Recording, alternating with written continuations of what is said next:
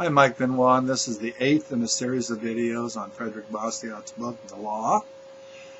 This section is titled Victims of Lawful Plunder. Men naturally rebel against the injustices of which they are victims. Thus, when plunder is organized by law for the profit of those who make the law, all the plundered classes try somehow to enter by peaceful or revolutionary means into the making of laws. According to their degree of enlightenment, these plundered classes may propose one of two entirely different purposes when they attempt to attain political power. Either they may wish to stop lawful plunder, or they may wish to share in it.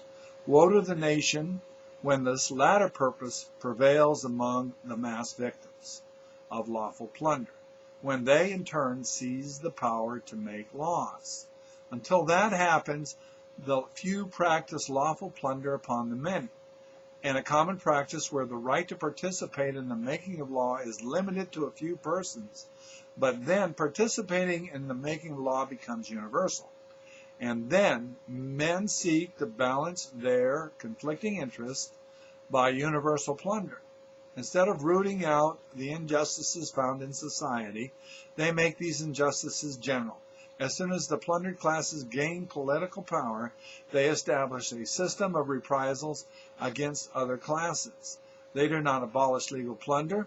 This objective would demand more enlightenment than they possess. Instead, they emulate their evil predecessors by participating in this legal plunder, even though it's against their own interest.